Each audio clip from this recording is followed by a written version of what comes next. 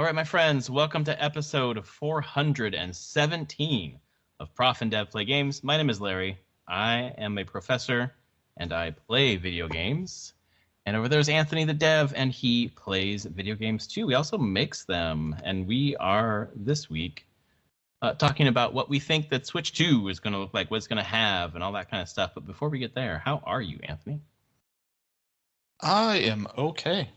It's been a pretty quiet weekend overall. And I guess for you too, our favorite football team is going to the Super Bowl. And friend of the podcast, Tom, who came on and joined us to talk about Tears of the Kingdom, is a lifelong, diehard Kansas City Chiefs fan. Oh, boy. So we're going to try to... I hope we can watch it together. Or at least bet some money on it or something. Because that's fun. I love putting any money up on the Super Bowl, to be honest. Even I love betting against people who like the other team.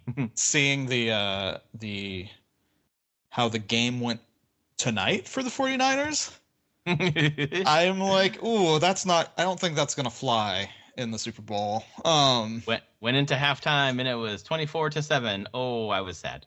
Yeah, I think everyone was sad, and that's cool that they came back. Sad that the Lions gave that up. Holy cow! Yep.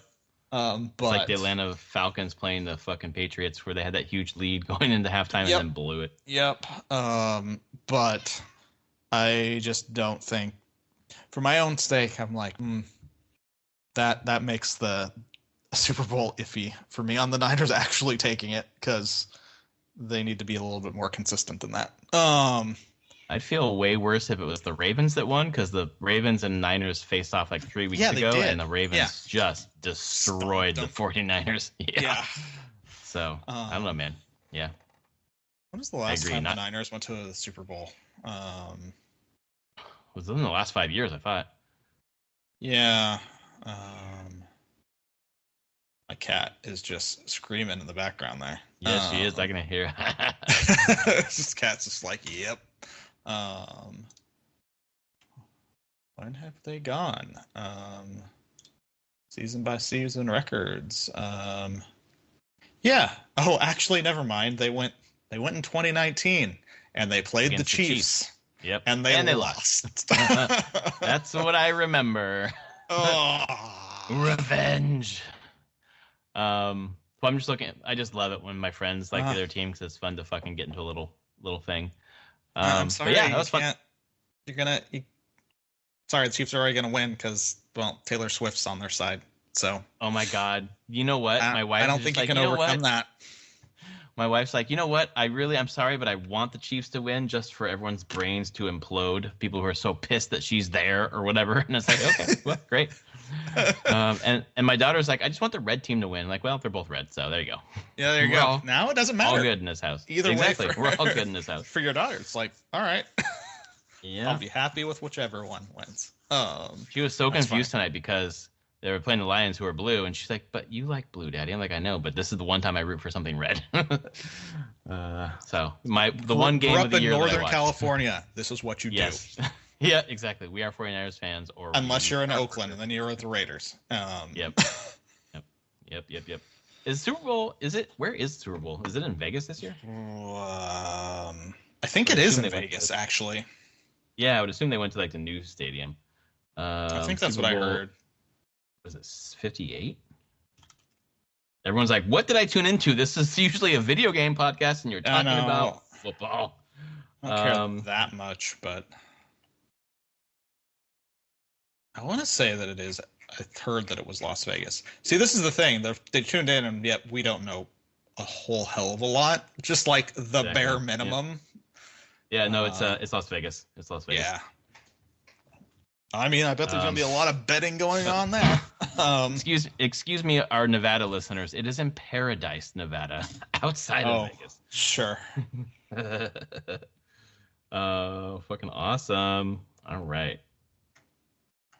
Okay. So yeah, that's Switch 2. Yeah, dude. Switch 2. You heard the rumors this week that it's based on, I don't know, what's the word I'm looking for? Inventory movement of LCD screens. A lot of 8-inch LCD screens have been on order. So people were speculating that it's a Switch 2 will have an 8-inch LCD screen. That seems to be the rumor of the week. But in general, what are your thoughts? What's the Switch 2 going to have? What's it going to look like? What's going to be? I mean, I think roughly the size of the screen is right.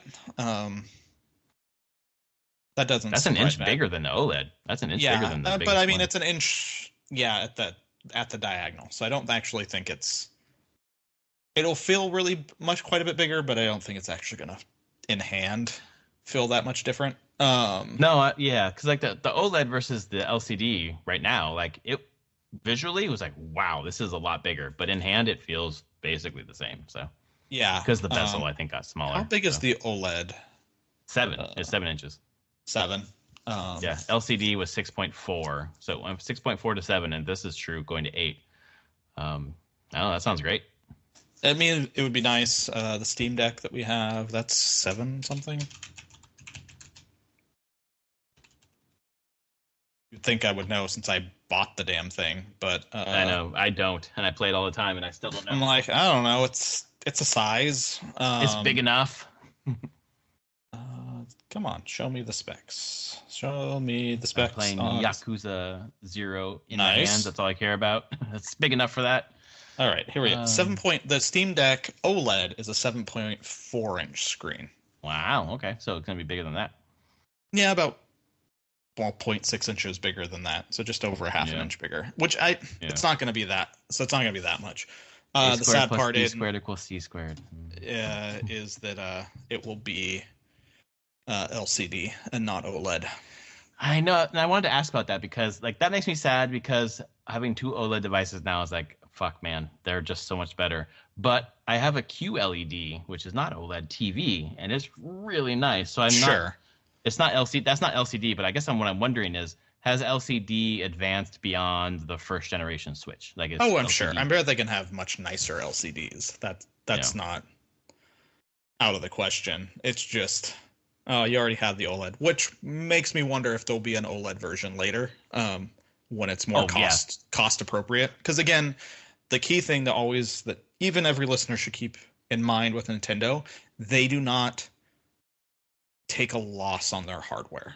They make profit, even if it's a small amount of profit, from every Switch they sell and every console they've ever made. That's how it works for them. They don't want to subsidize it that people are buying games. It's like part of their business plan is when we sell a console, we make money on that console. So I assume that the LCD choice is just a cost thing of being like, well, we want to make sure that it stays within budget for. I mean, that leads to what do you think this thing's going to cost? It's been rumored to be $400. The OLED Switch is $350. Yep. I would think probably similar. Yeah, it's either $400 or the only other thing I can think is it comes out at $350 and they drop everything else by $50. Yeah, that makes sense too. If they want to try, but I feel like. We've had rumors of specs of like internals. I mean, it's still NVIDIA, Tegra, some custom version of that hardware. So I still think that probably ups the cost where they're just going to need to eat some of that. There has been general inflation through the entire manufacturing process. It's not like most of these chips and NVIDIA is made in TSMC in Taiwan, and they have only got more expensive over the past couple of years. So I don't think it's definitely not the same price point as the Switch. No, and that's such a beautiful price point, $299. Yeah. No, I think it's going to be $100 more than that. And if it's less, I'll be pleasantly surprised. But I think you're right, and it's just their strategy.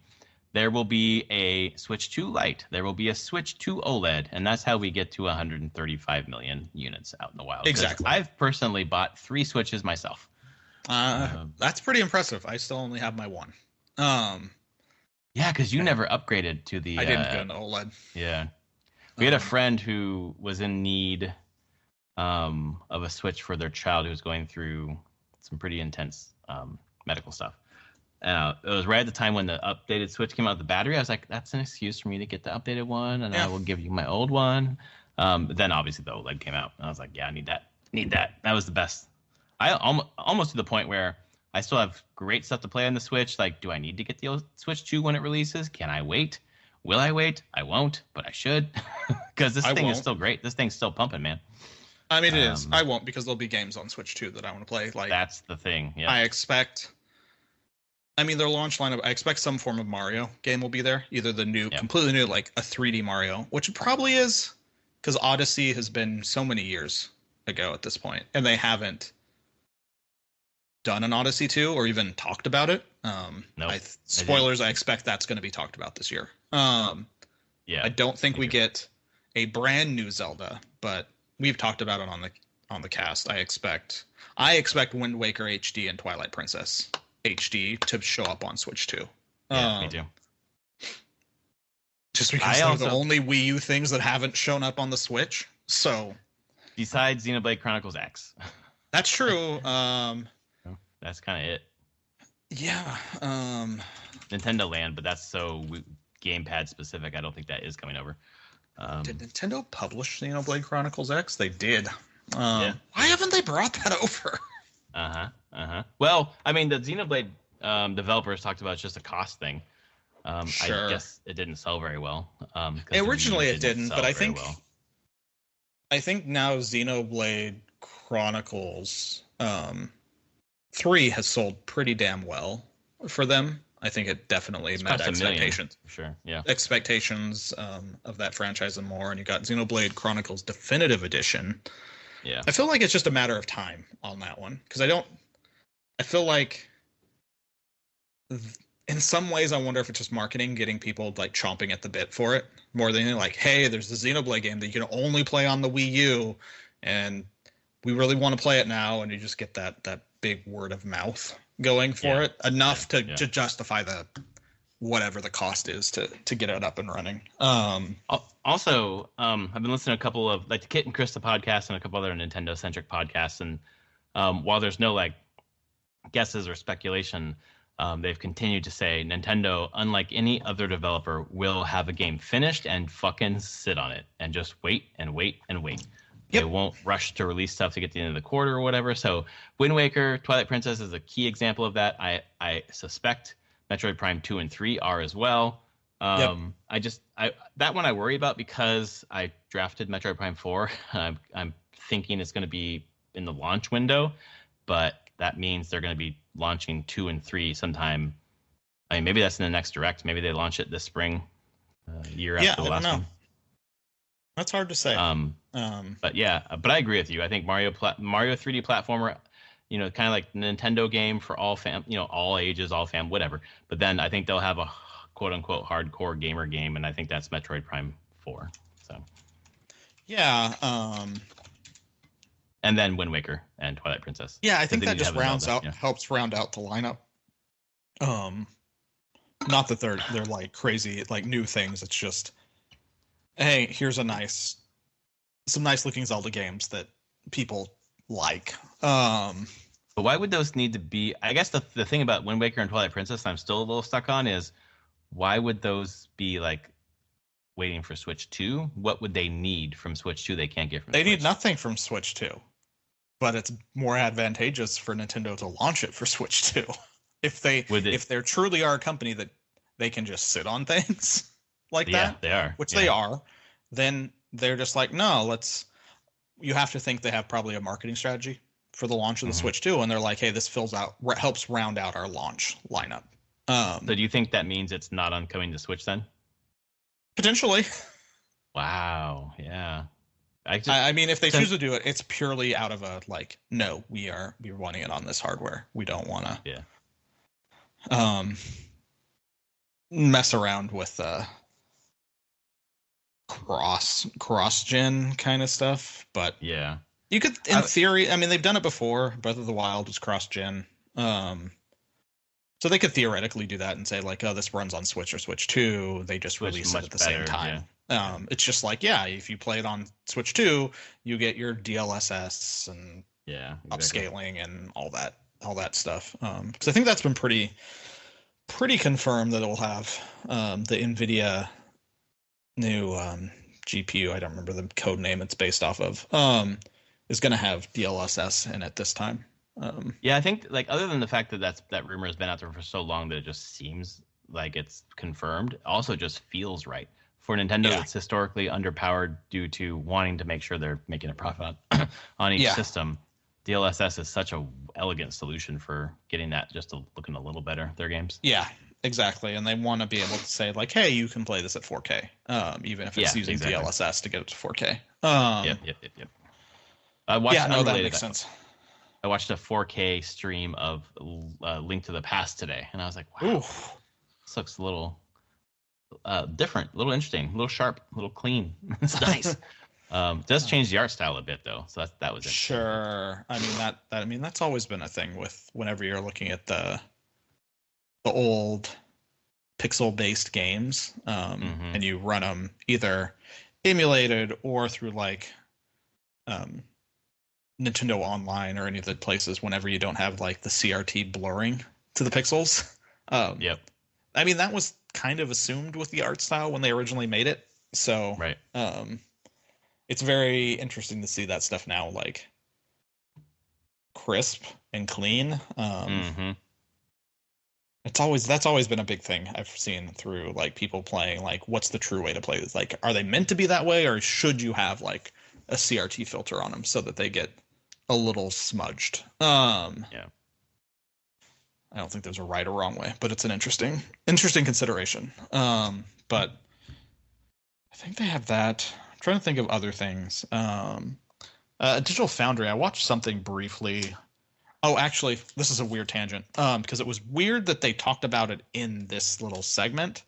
They did a 15-minute segment talking about Microsoft is not doing a physical release of Senua's Saga 2, right. Hellblade 2. Like, none. Right. Yeah, they said that. They did say that. And they went into a dive being like, yeah, from what they've learned from putting their own polls out at Digital Foundry and then industry connections, like Microsoft is moving towards a like no physical release. Yeah. Roadmap, but Game Pass, etc. They don't need physical releases. They don't care about it. Well, part of the 1,900 people they laid off, they just closed most of their physical division, anyways. Yeah, they're not. They are moving away from it, but they also are like generally the Xbox and PC player base is okay with there not being physical copies. It's just weird to me in that conversation though. They were talking about Nintendo. They're like, fine, people are going to go to their Sonys and Nintendos for physical copies of things. But they were talking about Switch 2 probably will need some new cart, effectively. Like, it can be the same size as a Switch cart, but it needs a much faster memory transfer rate. Like, it needs to be pretty high-speed flash memory on there, and not what the Switch carts currently are to do pretty good video graphics, because you have to transfer the data from the cart into the video memory, and that needs to be fast. And the Switch carts aren't incredibly fast, honestly. They don't need to be. They're as fast as they need to. But if they're talking about the 4K graphics, the higher, like, I think the rumors are that it's more around like PS4 graphics quality. Yeah, that's what I've been hearing a lot of. You need much faster read speeds off that cart into for video. PS4 style graphics. Yeah. Oh yeah. The Switch couldn't do that right now. Without some pretty bad I wouldn't say pop in, but the texture loading, like it would be real noticeable as you're waiting for textures to load in and de-blur. So that would be an interesting thing of how they go ahead. But that leads me to the question: do you think it will be backwards compatible? Will I be able to play Switch games on a Switch 2? I do, only because of the history of Nintendo consoles mostly being backwards compatible. I feel like this one will be, just because it's easy to be, right? It's harder not to be. Like, obviously, Wii U to Switch, no, it's not happening. But, GameCube to Wii, was backwards compatible. Many of the handhelds were backwards compatible.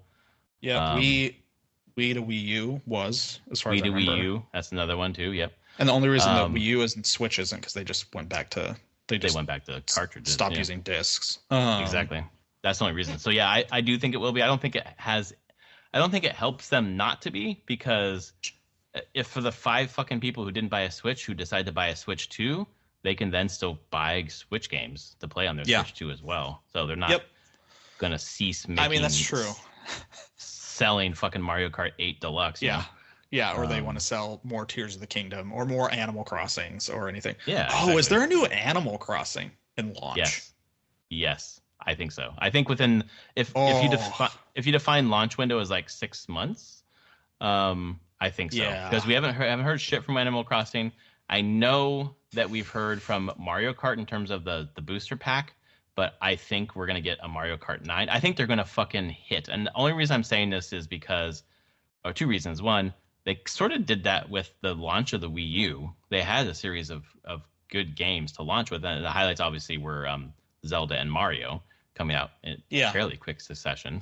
But then Kit and Chris on their podcast too were saying Nintendo saw the power of having a really strong lineup to launch a system with, and they're going to do it again. Sure. And I just think that the games we haven't heard a ton about, fucking Metroid Prime 4, 3D Mario, Animal Crossing, are going to be there. So that makes sense. I had thought hadn't even thought about Animal Crossing until just now. Crossed my mind. I'm like, oh, it's going to be like 4.5 years since that game came out when this thing roughly launched. I still say in the fall that this Switch 2 is launching.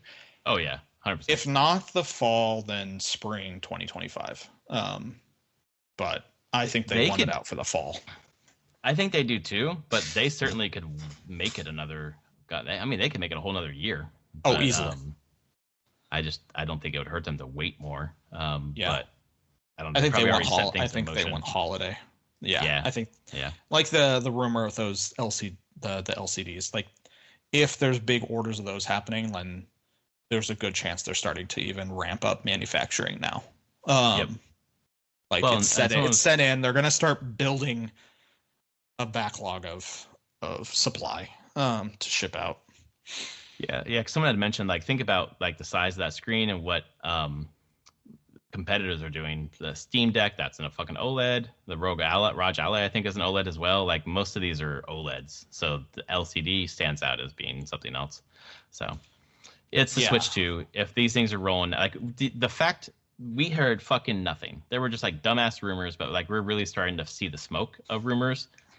It was such a speed now that there has to be an announcement in the next 3 months. I think. I think so. I think it's sometime in spring, or at latest something to do with the Summer Game Fest timeframe, June. Yeah, I think June is the absolute latest. Well, the success of like saying something and then it comes out in 3 months is awesome. Like, just I don't need to wait that long. That's great release window timing. Announced to release window timing. Do you think the Switch 2 has a dumbass gimmick? Oh, I'm sure it does. I mean, it's Nintendo. What? Of course it has something. I don't know what the hell it's going to be. I wonder what it is, yeah. But it's going to have something. Like, I mean, the Switch already had the gimmick, like, look at the controllers come off and on, and they have the super haptics on them, and the incredible motion controls. But I'm trying to think of, I don't know what the next thing would be. I'm sure it's going to be ridiculous, and only Nintendo games are going to use it. Have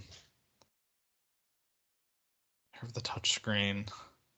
You think we have Joy-Con again? Do you think our Joy-Con will work on the new Switch? I'm curious about that. I think we have Joy-Con. I definitely think we have new Joy-Cons. Like, hands down. Like, yeah. I don't think they're a crazy iteration, like a revolution, but an iteration. Just make them better in general. They especially they'll have the drift. Yeah, I was gonna say I think they're gonna have like the Hall effect or whatever it is for the sticks. Yeah, they'll do something there. They'll make those better. But I wouldn't be surprised if current Joy-Cons would work on the new Switch. I don't think they're gonna go crazy with like new buttons. I think you're still going to get your sticks. You're going to have 2 shoulder bumpers. You're going to have a D-pad. You're going to have 4 face buttons, a home button, and a picture button. That seems fine. Plus and minus seems fine. Start and select, basically. I think all those are going to be there. They could have a couple other weird things there. Is it going to like... They've always been on this thing, and it never came out where it was like tracking like your pulse and things like that. Only like, for Ring Fit Adventure. Yeah, like if you're holding like the Joy-Cons, is like can it read like your pulse or things like that while you're using it, and they can bring like health data into games or pull that stuff in. I don't think of them doing anything super weird. I know there's the rumors of like the 2 screens and stuff like that. I don't see them doing that. No, I don't think they're going. They're not that desperate to remake 3DS games. Although they're cashing in on remaking a bunch of games, but they're not going to be able to remake 3DS without having a 2-screen solution. Yeah, and there's been some companies trying that. Like, is it Etrian Odyssey? They ported those. Yeah. Well, I mean, Nintendo is porting Luigi's Mansion 2. Yeah. So we'll see how they end up handling the DS stuff on there. 3DS, yeah. DS, 3DS stuff. Because they're all pretty unique, and yeah, Etrian Odyssey, Origins Collection on the Switch, and they definitely like do a weird splitting of the screen, effectively. So I mean that's up to any of the teams trying to figure out how they're going to do that, but I don't think they're gonna try to do a hardware again with that has 2 screens. No, I don't think right so now. Nope. Although I was playing my 3DS today, I was like, oh goddamn, this is such a nice system. It is a nice system.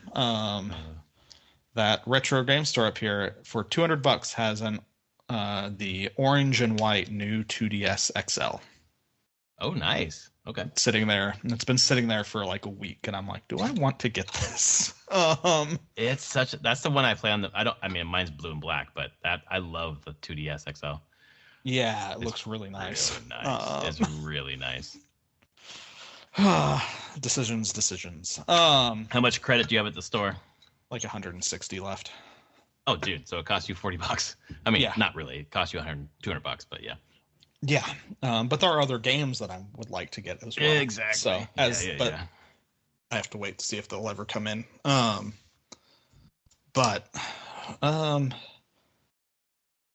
back to the very first question there. Yes, it's going to have a gimmick. Nintendo's going to do a gimmick. There we go. They always do something. Yep, because there will be something. That's just part of their as a company and as like their focus on play and new things. They're going to do something. That it's never just going to be a simple like it's just the thing before, but better. I mean, I guess maybe the NES to the SNES kind of had that, but even the SNES was like quite a big jump forward graphically, and they're like, look at this Mode 7 stuff we can do, and they launched games that used the Mode 7 graphics, like, see what you can do in this, and you couldn't do in the NES. And we'll give you a controller that has way more buttons than the NES controller. So never mind. They went, the NES, the Super Nintendo definitely was a jump in just play and how you interact with it than the NES. I wonder if Nintendo had the joystick, the weird ass controller with the joystick. Well, that's what I was going to talk about because if I remember correctly, and maybe I'm wrong, maybe I'm thinking of the game. Okay, did the N64 controller have a trigger on the back of one of those fucking prongs? the center one. Yeah, I wonder if they're going to think about putting back buttons like the Steam Deck has. Oh, that's true. They could add paddles or something on the back there. Yeah. It could also similarly be like, was it the Vita that had the back touchscreen capacitive? Yeah, it did. Yep. Like I could see them doing something like that too, where there's a back thing you can touch your fingers to that are independent of the like triggers and shoulder buttons. Boy, on the Vita, I could barely get the back screen to work. So hopefully, if that, obviously, it's gone a long way since then. But yeah. That did not work too well for me. No. I do want to Switch 2 though. No matter what, I want this thing. I keep telling myself I don't need it, and I'm like, it's gonna have games you're gonna want, and they're not gonna come anywhere else. That's the fucking problem. Is they're gonna have games I want to play that I can't play on the Switch. Like fuck. Yeah. Like, could I wait for an OLED version? Definitely not. That would take years. So that's just what Nintendo does, and that's why people buy Nintendo consoles, because they have games that are gonna come nowhere else, and that is the cost to play it. Is you get their hardware and you play it. Like. That's what their company is built on. Right. I mean, and they're making a killing off of it. So why not keep going? Unlike, I know Sony, Xbox for sure, but Sony is putting more games on PC. Nintendo will never do that. Like, you play them over here. Like they've carved out a good living at being the second console. Like, you play those big games over there, and then you come over here and play our games. Yeah. Because their games are just fucking the best, man. I just love Nintendo games so much. It's and that's the thing with it, is that you have Sony putting their games on PC. I mean, we're talking like a year to 2 years later. But Sony is focused. It goes back to that whole thing. Sony doesn't make money from selling you a PS5. Right. They make money from selling the games. And so they want to sell the games everywhere. And Nintendo wants to sell their games everywhere, but they still make money from the hardware. Like, it all works towards their business plan. Where Sony is like, how do we maximize the profit from our games, since that's actually how we make profit? Right. So, I mean, it's just different business practices, a different focus. I don't think Sony has always been that way either. I want to say that they didn't lose money on like the PS1, maybe not even the PS2. I think it was the PS3 was when, and maybe even it was PS3. I mean, the PS3 was real expensive. Maybe they weren't then. That was them trying not to, and that didn't work out. But maybe the PS4. definitely the PS4. They were taking a little bit of a hit there. But man, it's been crazy, and I know I'll buy the next Nintendo console. I waited on the Switch. I didn't get a Switch until Odyssey came out. Because you borrowed my Wii U to play. Yeah, I just borrowed your Wii U to play Breath of the Wild. Breath of the Wild. Yeah, that's right. Which was great. That's all I needed. It was a great way to do it. You beat it on the Wii U. Yeah, I did. Yeah, right. And that's just how it was. And then Odyssey came out. I don't remember when Odyssey came out. Was it October? Yeah, it was like later that same year, right?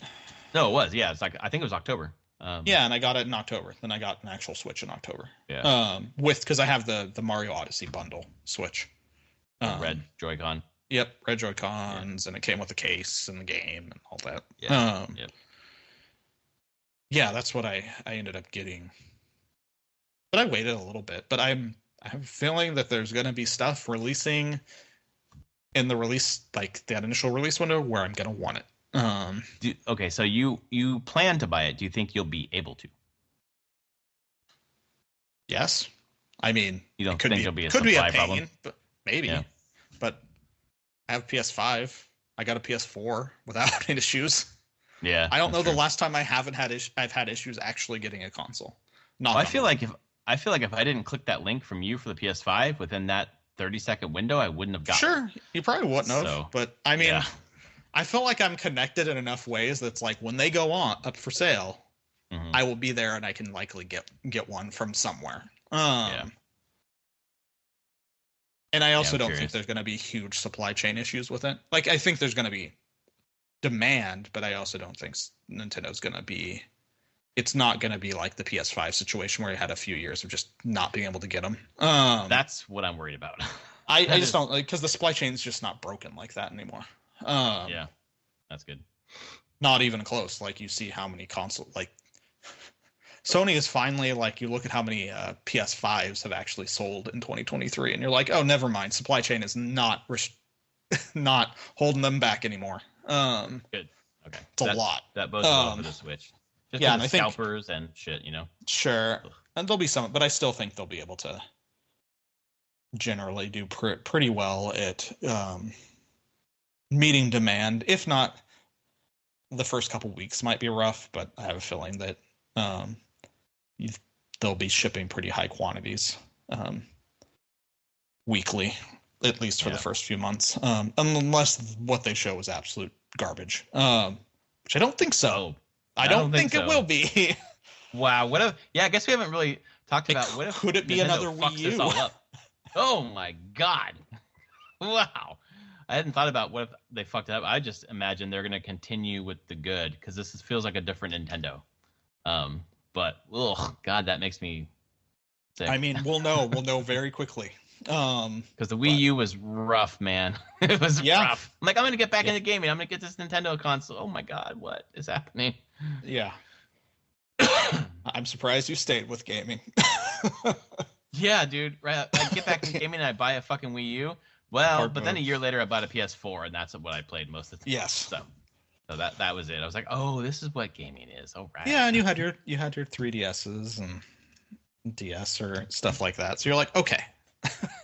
Nintendo just had a little hiccup again. Just another little hiccup. Yep. If I only had Wii U. Wow. Yeah. So what have you been playing? 13 Sentinels. I see you on the Wii U. Or, God damn it, the Switch. Much. Yeah, I'm how many? 25 hours in. I think Nice. it's gonna. I looked. It's supposed to be about 35 hours to finish, and I think I might be a little bit longer than that. It's just a wild story. Like, holy cow. I think there was like a Polygon article somewhere that like, this is a masterclass of genre storytelling. I'm like, yep, that's what it is. Let's take all of this genre, sci-fi genre tropes, mash it all together, and somehow execute on it. Wow. And it's told in a very non-linear fashion, so you do have to do a lot of piecing together. It starts clicking into play, like you start seeing the threads, but for a lot of it, you're like, okay, all this stuff's happening. Oh, this is interesting. But how are these characters connected? And you start seeing how they start crossing and start seeing the same scenes from different characters' perspectives. Oh, very cool. I don't know how Vanillaware actually mapped out this story and broke it down so they could present it how they're presenting it. Because that in itself seems like an insane challenge. Right, to keep it all like how together. Because the things are all together, and then progression is blocked. Like you'll go through some paths with one character, then it's like, oh, path lock, like it shows them with a lock symbol now, and it says you need to have 4 other characters that you have progressed 50% of their story. But I'm like, how did they choose that was the lock? Like, to lock that character until some other stuff was done. Like, what is the giant, like, board that they have with threads to everything so they could be like, okay, the person gets here, we need to stop them so that they can progress some other stuff before they come back to this character.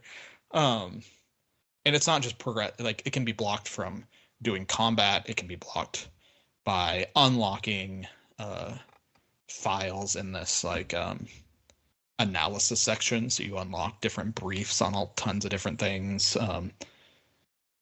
It can be blocked until you do specific paths in other character stories, like you get an item in another character's story, which then unlocks another character's story to continue on. Wow. I just don't know. It's just, I'm like, the logistics to keep this all coordinated seem insane to me. And I just know I'm just talking about story. I'm like, but of those 25 hours I've played, probably 20 hours of them is me just, I would say, reading a story, but everything's voice acted. So, because it's mostly it's visual story. novel. It's mostly just a visual novel. Yeah. Or I would say it's closer to a point and click adventure game more than a visual novel. Because you are moving a character around and like clicking on different things, and you get your mind, your thought cloud has different concepts in it, and you think about those things, which gives you some dialogue about different things. But you can certain things in your thought cloud can, if you are looking at the right character and they're in your thought cloud, you can say, "Oh, I want to tell this character about this thing that I'm thinking, this character that I'm thinking about," which can branch stories in different ways. But it's mostly a game about just going through the story, learning the characters, going through the story, with an RTS combat-y thing that does matter to the story. But it's like most of this game is just listening and walking and clicking. But if you like the story, it's great. I have a question about that relates to a game I'm playing, Yakuza 0, where I probably put 2 hours or so into it, hour and a half, 2, and it's been 90% story. Like some voice, I mean, it's all voice active, it's Japanese, so it's subtitled. So it's just reading story. I'm thinking, while the interstitial action that I actually do play is interesting, I wonder if this is better off as a watching this than playing it. And I'm wondering for 13 Sentinels, Aegis Rim, is there enough of the gameplay there that makes you feel like this is worthwhile to play because you change how the story goes based on how you play? It doesn't change the story. The combat doesn't. But it does add context to what the characters are talking about and remembering. Because you are playing through battles that they went through, kind of. And that's the thing. And there is story inside these RTS-ish type things as well. But it doesn't like change. There's no branching story in that way. Like this is a linear story you're going through. It's just you're not necessarily going through it linearly. There's no different endings as far as I'm aware. There's one ending to this game. It's just how much knowledge do you know of the ending when you get there? Because it's all mapped out. It shows you all your like when I go into a character and I can bring up their, before even selecting them, I can bring up their story chart and I can see all the branches for their story and what I haven't found yet. Where I like from this scene, they can branch 3 ways. I've done 2 of them. What's this third one? What do I have to do to get that third one? So I can jump to that scene and try to figure it out. So I don't think I've enjoyed the RTS segments. They're just not.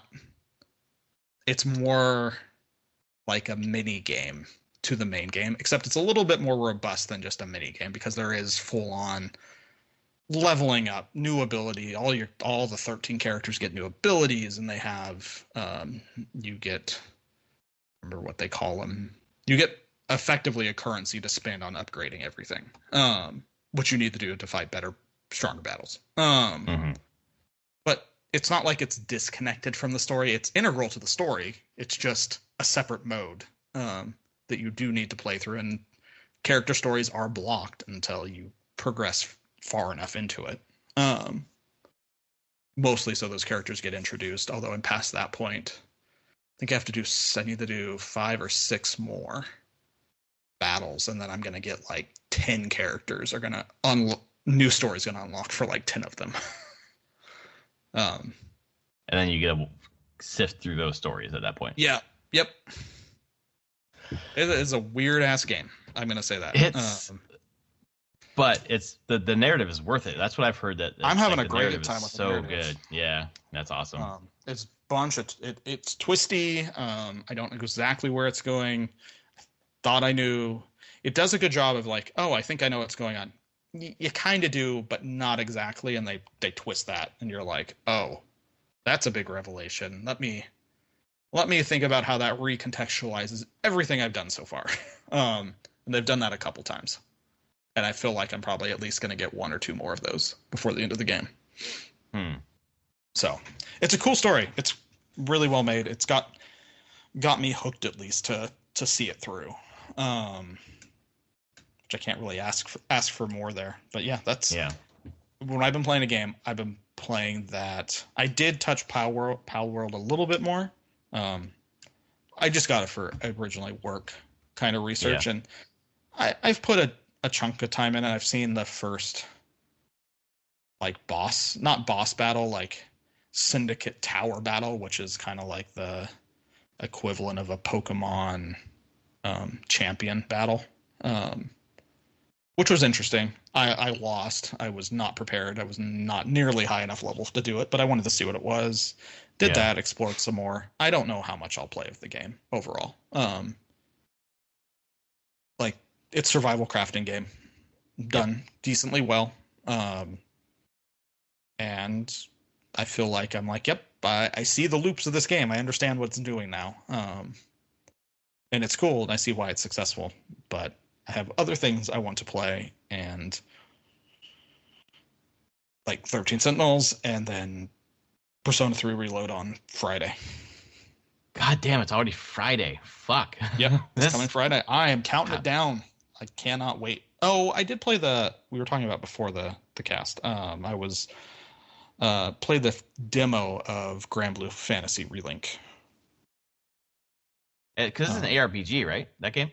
It is. Yeah, it's like a third-person anime ARPG. Cygames, they like.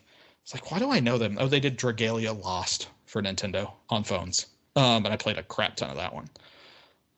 Which was just a free-to-play Nintendo mobile game. But it was an action RPG. This one, like, the demo was fine. Like, it started out, I was like, okay, this is kind of simplistic. And then they have the demo broken up in a few different segments. And I just started doing some quests that were like boss battle quests. And it's very simple. You drop in, you do the quest. And like even one of the challenges of the quest is, can you beat it in 3 minutes? So quests are very quick, and that way there's like a whole storyline that you can play through. But then there's just quests which you can play solo or with people online. And I started getting a feel of the combat there. And yeah, it's a pretty robust combat system of special abilities, normal attacks, special attacks, managing cooldowns, blocking, dodging, perfect dodges, character like combo team ups, power bar, super power bars, and stuff like that. So it is more advanced than just like, oh, I spam the buttons. It's like, no, there's stuff to consider here. I just wanted to play because I'd seen people talking pretty positively about it, and I was like, let me try the demo, and I see why. Like, it's pretty, it runs really well, it's very responsive. I feel like if you like the Platinum Games type ARPG, like action RPG type stuff, this falls in line with that. Very well done combat, and it has a lot of characters, and I think people will gravitate to a lot of these characters, and you can choose your party. And actually, it reminds me a little bit of Genshin with much more like robust combat. And that your party members you're not switching through your party members, like your party members all exist on the field at the same time, and they're doing combos, and the AI is controlling them. And I think you can switch to them around if you wanted to directly control them, but it definitely gives you that feel of like you're working with a party. That's cool. So yeah, that was neat. I know it has a pretty robust multiplayer aspect to it as well. Like, you should be like teaming up with people and doing quests and getting rewards and loot.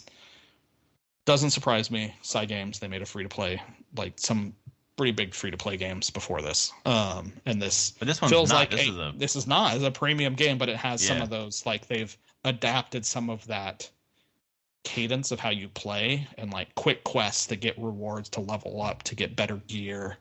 But it's not gating you in any way. It's like you bought the game. Like, play as much as you want.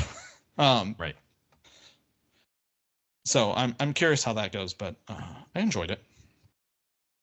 Not enough to get it now with Persona 3 coming out, but it'll be on my radar. If it goes on sale sometime this year, I might pick it up. You had played Persona 3 a couple of years ago, didn't you? On Steam? It was 4 you played, okay. I've never played 3. I've never touched. Okay. I don't even really know the story of 3. Okay, it was Bill that was talking about 3 when he was listening to us talking about 4. Got it. Yeah, and I do not want to. And that's the thing. I've seen the opening movie to 3 now, the Persona 3 Reload, and other than that, I know that they shoot themselves in the head to summon the personas. Yep. I don't actually know what this game's about. Well, I don't know either, so I can't spoil It you. has one dungeon. Yeah. It's not a multi-dungeon game. Like, the dungeon you go through is a single tower that you're going up, and you spend time That's going up it. interesting. Yeah. Huh. But other than that, I'm like, I don't know the characters. I don't know the overall themes. Yeah. And the story at all. And I'm really excited to go into it like that, because that's kind of how I went into Persona 5. So. Right. Well, this is going to take you right to Final Fantasy VII Rebirth, I assume. Yeah, at the end of the month, at the end of February. Yeah, I'd expect. I mean, I still think this will be. I don't know how long. Well, I think it's wild that Reload's coming to Game Pass day one. I know. I mean, I guess Microsoft put up some money. Oh, yes, they did. So it says completion. So Persona 3 originally on the PS2 took 122 hours if you're a completionist, about 82 if you just mainlined it. So probably about 100 hours. And I'm like, is Reload a 100-hour game? Are we still there? Or did they like shave off some of the long shit? I have a hard time knowing. Because those games still work on like that like day by day system. Like, they're gonna take you a certain amount of time. Like Persona 5, I played it twice and it just took a certain amount of time. Like, even the playing through Royal and knowing what I want to do, that didn't shave off huge amounts of time. Yeah. Well, I'm recalling now that Persona 3 had another version, Fez? Persona 3 Fez? There's two different versions of it. There's Fez, which was on PS2 as well, but the one most people talk about is Persona 3 Portable.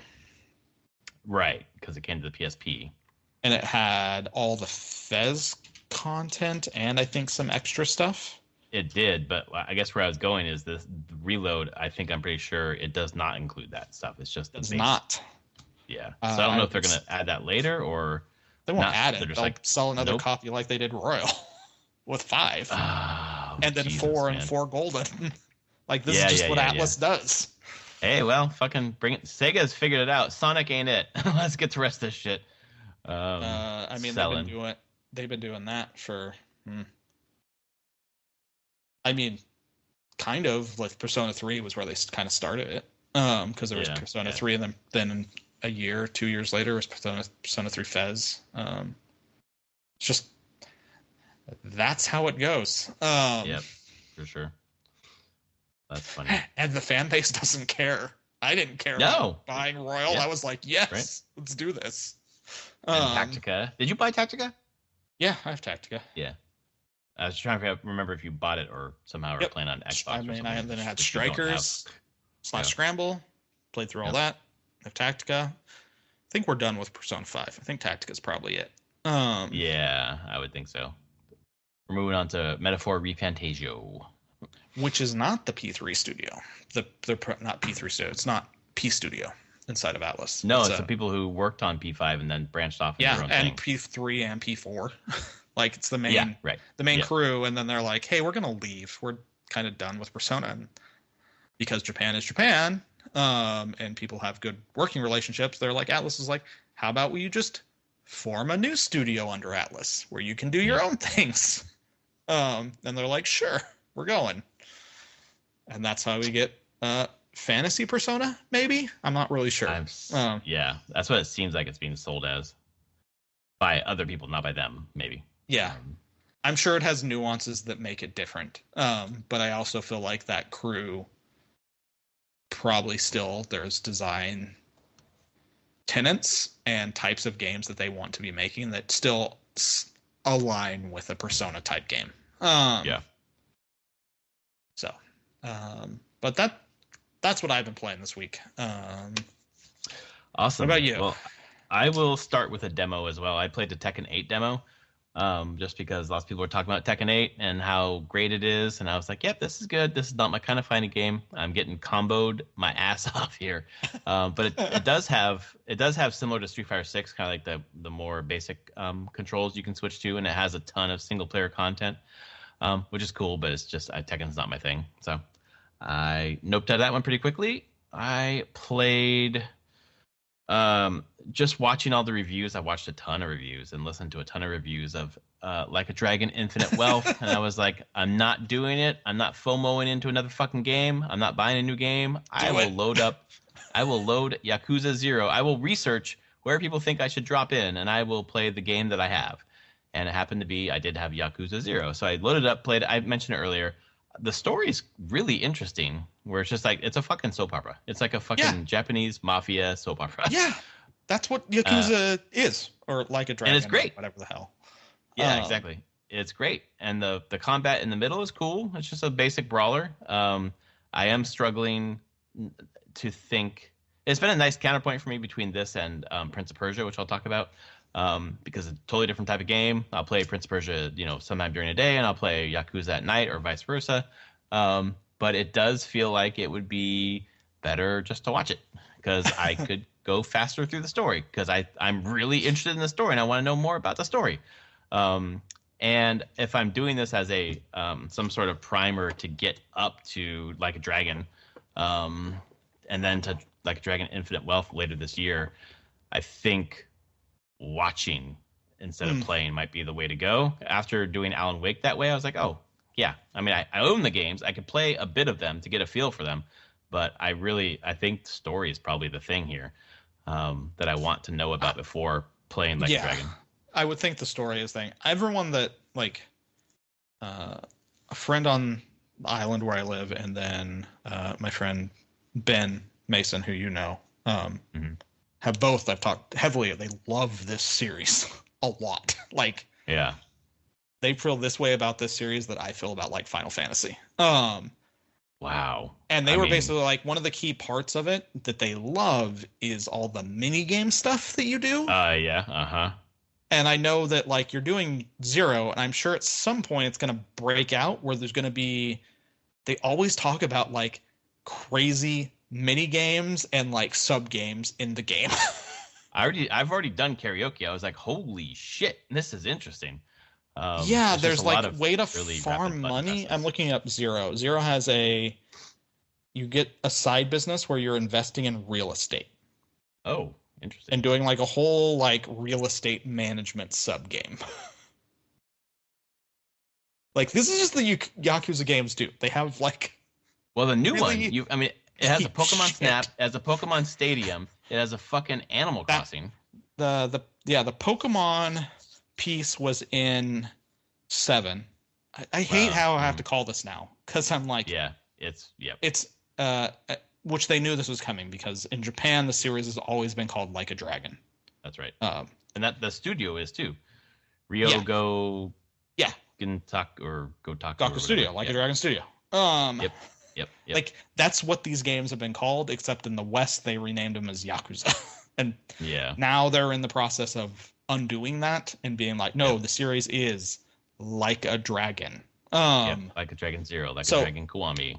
Yeah, so Like a Dragon 7, which was Yakuza Like a Dragon for the West, had that Pokemon stuff in it. My friend told me about that. It said it was absolutely ridiculous. And it looks like everything I've heard. Infinite Wealth crazy. Just takes it even further. Yep. It's like they have a full, like, several games worth of games inside of their game, plus Crazy Taxi, plus you can go to the arcade and play fucking Sega games. Yes. It's wild. And you know what? They keep talking about how funny it is and how bizarre it is. I've only played 0 for 90 minutes or 2 hours. It's already there. It's bizarre. You're stumbling across these drunks who are just talking about the weirdest shit. And there's, like, this old white foreigner dude named Old Aged Foreigner who's, like, teaching you how to level up your skills in this very weird sort of way. And it's just like, man, you guys are on one when you put this together. But it is instantly, I've heard so much about Yakuza, but I didn't know how instantly, like, sticky it would be. Like, I'm very interested in it. And I was like, wow, this is weird. Okay, this might be the year of Yakuza for me. I don't know. Or Like a Dragon. So I've been playing. Go ahead. No, I'm just like, you're going to get there. And I'm going to be like, damn it. I'm going to have to play these too. Like, I really, really have heard so much since 2020 about Like a Dragon to Yakuza 7 that I've always wanted to get there, and now I'm just like with Infinite Wealth. I'm like, I go fuck it. Like this is backlog year. Let's do it. Let's go. Let's see what happens. Man, sorry, fucking got a dry throat.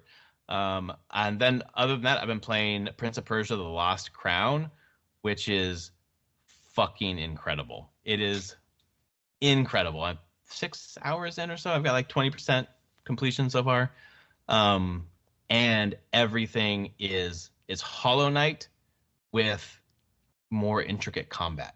It is. I've heard that. You're not the first person that I've heard that explain it that way. Yeah, man. It's got. I mean, it is fucking Hollow Knight, man. Everything about Hollow Knight except for like the weird ass setting. It does not have that. I need to go get water before I keep talking, so I will be right back. Well, hi everyone. This will be a slight interlude where Larry goes gets water. I was smart, and I have water right here at my desk. I make sure to have some before I start recording.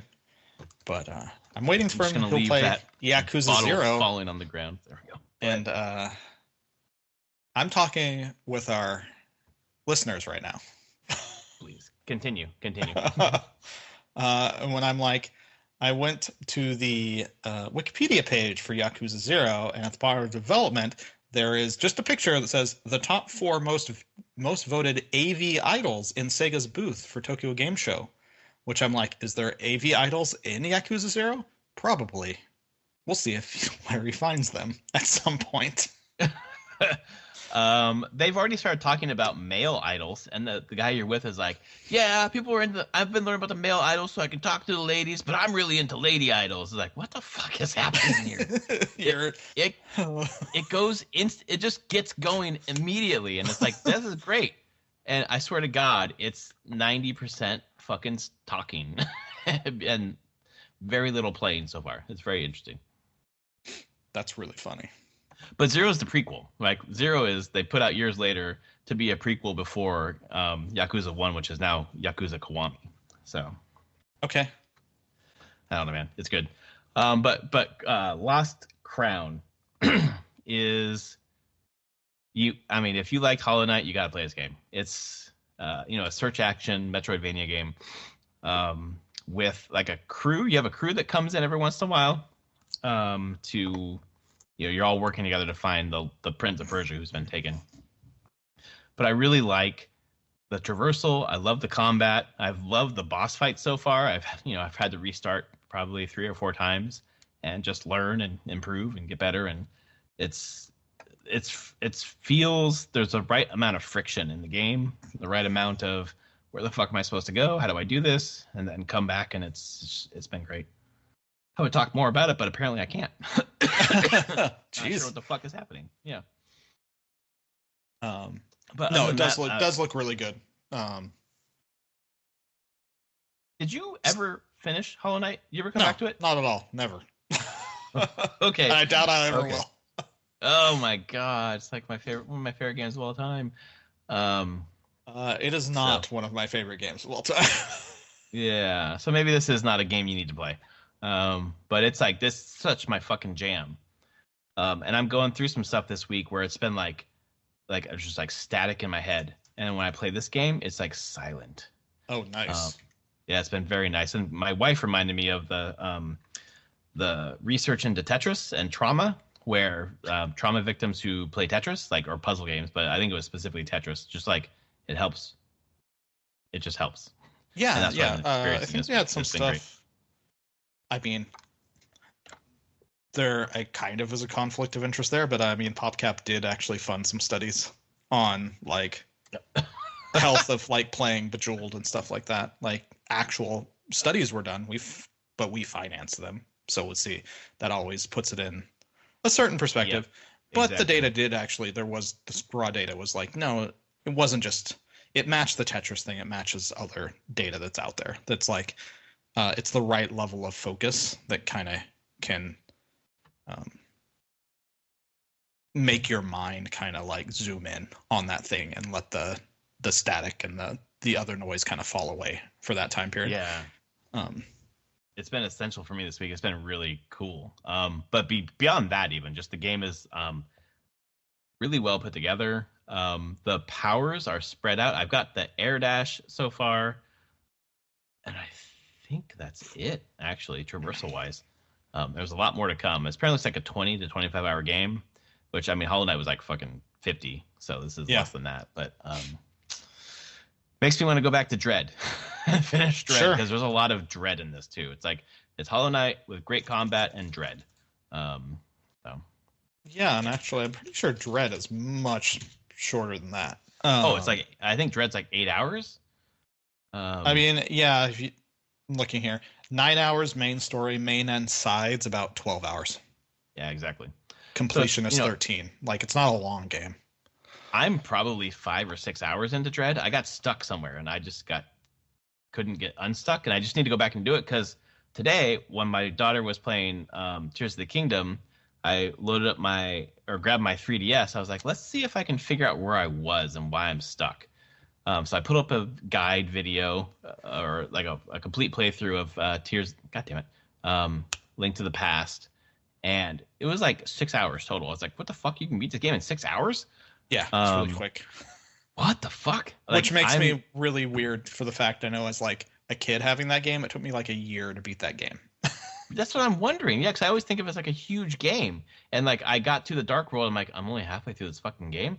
But then watching the player, I'm in the Dark World. I got one crystal already, and I need to get the second crystal. And I don't know if you need to get them in order. I assume you don't. But so I went down to the second one, and it's the one where you have to use the mirror. It's in the bottom middle, like southern part of the map, right in the middle. You're outside of it. You use the mirror. You go inside in the light world. Go through a room where you like move blocks, go past the treasure chest, and then pull a lever to release the water.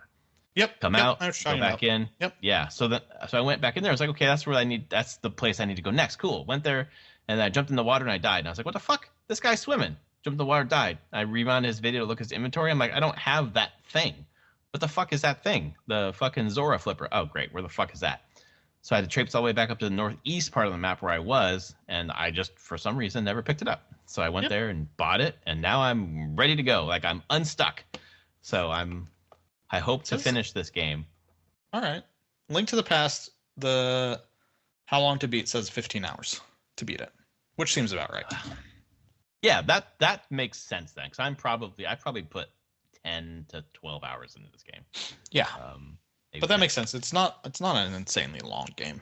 I just feel like this one, like, for how much I love Zelda now, to be halfway through both the original Legend of Zelda and Link to the Past, and not have beaten them, I need to do it.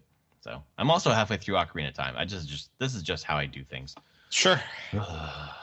So anyway, that's what I've been playing this week. It's been a lot of fun, and not grading has made more time at night to play games. That's great. It's been great. So yeah, that is it for me. Yep. I got nothing else. All right. No, I'm good. Well, okay, cool. Well, thanks for listening, everyone, and thanks for putting up with me going and getting some water and throwing shit on the ground in here, apparently. This has been episode 417 of Prof and Dev Play Games. If you like us, please rate us on your podcast service of choice. And we will be back next week to prognosticate about one of the Sony or Nintendo Directs that are announced this week, because it's time. It has to be. I agree. I'll say this every week. It's going to happen. Of course it's going to happen. We're going to be right at some point. Whenever we say it, we're pretty close to when it comes out, so we're good. All right, folks. We'll see you next week. Later, everyone.